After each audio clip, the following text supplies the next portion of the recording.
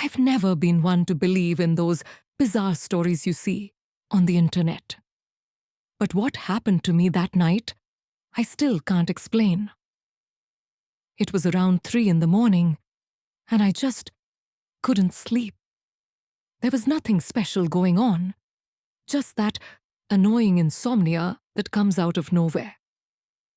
I got up, got a glass of water, and decided to turn on the TV to see if anything would distract me. I'm not a big fan of playing with my phone before going to sleep, so I just started flipping through the channels, not paying much attention to anything. Everything was normal. A few movies rerunning, shopping programs, and that strange silence that exists in the early hours of the morning, when it seems like the whole world is sleeping, except for you. That's when I switched to a channel I didn't recognize. The screen was full of static. That old static that you hardly see on modern TVs anymore. I thought it was strange because my TV was a smart TV, and it shouldn't even pick up that kind of interference. But what really made me freeze was when the image became clearer. It was my living room. The same couch, the same rug. Even the dim light coming from the kitchen was the same. My first thought was that the TV had bugged and was showing the feed from the security camera. But I don't have a camera in the living room. And then, in the corner of the screen, I saw it. There was someone standing behind my couch. My heart raced at that moment. I stared at the screen, trying to find some logical explanation, but my head simply couldn't process it. The image was a little shaky, grainy, but I could clearly see the silhouette of a person there, motionless, right behind the couch where I usually sat. They seemed tall, but the details of their face were distorted by the interference. My entire body went cold. I wanted to turn around and look back. I wanted to convince myself that it was just some TV error, but an irrational fear paralyzed me.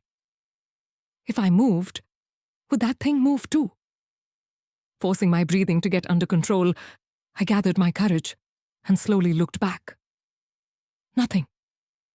The couch was there, just like always, and there was no one behind it. Relief washed over me for a second, but as soon as I looked back at the TV, the figure was still there, in the exact same place. My stomach churned. How was this possible? I was watching my living room live, but something that shouldn't have been there remained still. That's when the figure began to move. The movements were subtle at first, almost imperceptible. The figure tilted its head slightly, as if listening to something. I felt a lump in my throat. My mind tried to come up with some explanation, a problem with the TV, some bizarre transmission. I don't know. But nothing made sense. My entire body was frozen, a growing panic holding me in place. Then, out of nowhere, the image became clearer, and I realized something that made me feel pure terror. The thing wasn't just behind the couch. It was facing me. I wanted to run. I wanted to turn off that damn TV and run out of the apartment. But it felt like I was glued to the floor. My eyes couldn't take their eyes off the screen. The figure started taking one step, then another. The static seemed to grow louder, as if it were following the movements of the thing. The distance between it and the camera was decreasing, and every detail of its face remained distorted, scrambled by the interference. But I saw one thing clearly. It knew I was watching. My chest was rising and falling too fast, as if I had just run a marathon. But I remained there, sitting, staring at that damned screen. The figure took slow, shuffling steps, and with each movement, the static grew louder. The sound began to change. It wasn't just that normal hiss. There was something else there. A strange, low noise, almost like breathing within the interference. With each second, it got closer to the camera, closer to me. My instinct screamed to turn off the TV, but I couldn't move. Then, in the midst of that chaotic static, I saw its feet appear at the bottom of the screen. Then, its legs. Whatever it was leaning forward, moving closer to the camera, as if it knew I was there, watching. I had a feeling that if it got close enough, something terrible would happen. And then, out of nowhere, the image jerked. The figure was no longer behind the couch. Now it was right in front of the camera. The face was completely blurred by static, but the contours were too human to be a TV error. And that's when I heard it. A sharp crack. Inside my living room. The crack came from behind me. Sharp, short, as if someone had stepped on the floor or moved a piece of furniture very slowly. My entire body shivered. My eyes were still glued to the screen. But now, my mind was screaming at me to run away, to get out of that apartment as quickly as possible. I just had to turn around. I just had to confirm that there was nothing there. But I couldn't. It was as if I knew that if I looked back, I would see something that shouldn't have been there. On the TV, the figure stood completely still for a few seconds, as if it were watching me, waiting for something. And then, without warning, it tilted its head in a strange way, as if it were actually listening to me. At the same time, another crack came from my living room, louder this time, closer. It was enough to make me finally react. In a desperate impulse, I reached out and turned off the TV with such force that I almost dropped the remote on the floor.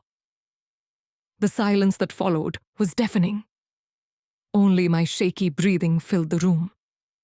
For a few seconds, I stood there, motionless, staring at the black TV screen, trying to hear any sound in the room.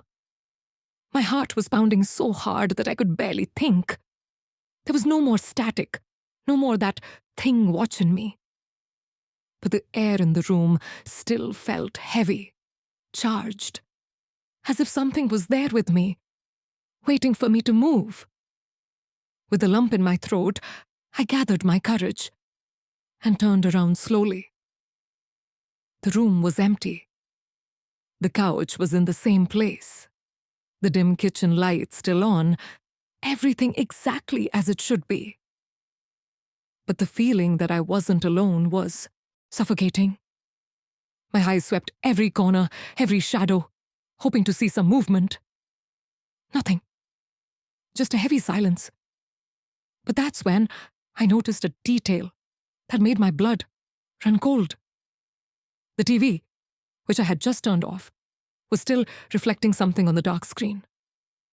The reflection on the TV screen showed the room behind me, exactly as it should be.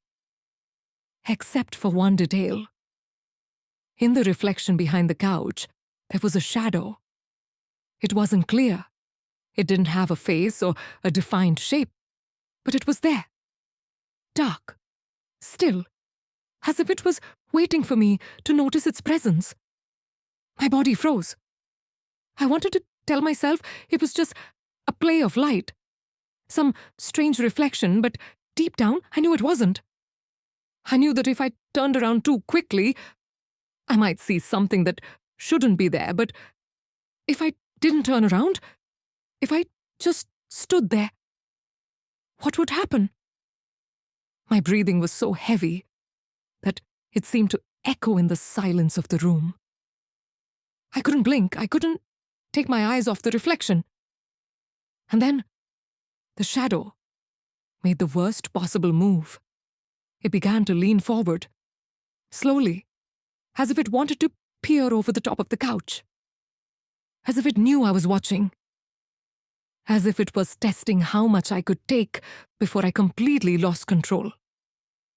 I couldn't take it anymore. In a pure reflex of desperation, I turned around all at once, ready to face whatever was there.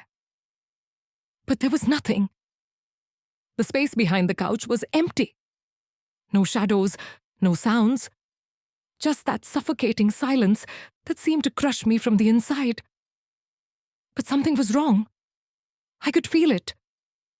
The atmosphere in the room still felt wrong, as if something was there, but out of my field of vision. That's when I noticed a detail that made me almost vomit with nervousness. The TV. Even though it was off, the screen still reflected the room. Only now, the shadow was no longer behind the couch. It was right behind me.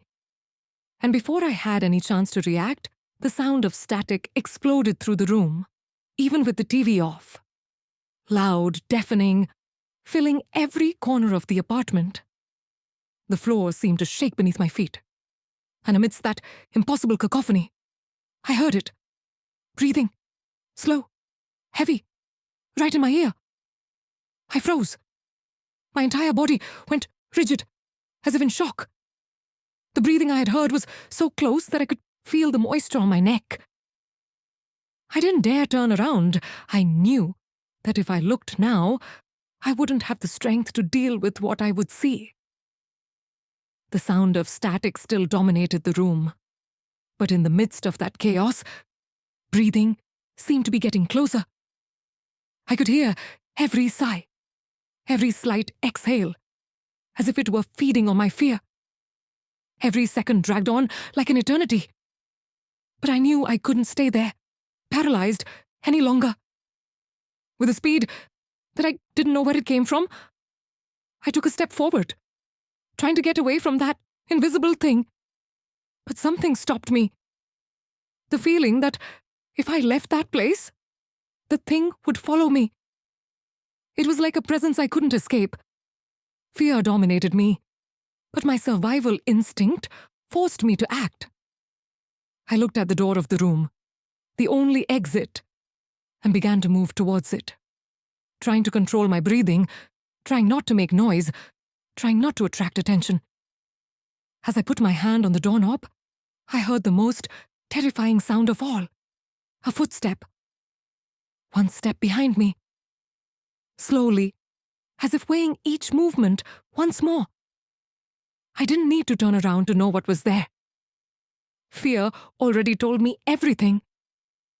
I almost fainted. The sound of the footsteps behind me was like a punch in the stomach.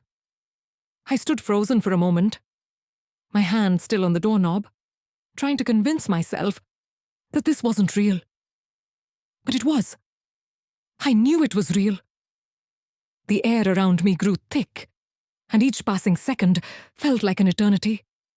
I knew I couldn't stay there. I couldn't. When I finally managed to move my feet, it was with a sudden, desperate movement. I opened the door and ran into the building's hallway without looking back. I didn't have the courage to even take a look. I just ran, feeling panic consume me with every step. I ran down the stairs as fast as I could, feeling my heart pound in my throat. I didn't know if it was following me, or if terror had blinded me, but I couldn't stop. When I got down there, I walked out the door of the building and onto the street, still not daring to look back. The street was deserted, the silence of the dawn overwhelming, and I didn't know what to do, where to go, how to deal with it. The only thing I knew was that I didn't want to go back to that apartment. Never again. To this day, I still can't understand what happened that night. I left the building and spent the rest of the night wandering the streets, trying to get my mind together. I didn't go back there. I never went into that apartment again. The TV, the reflection, that thing. To this day, I don't have the courage to look for explanations. I only know that, since that day, the feeling of being watched has never left me.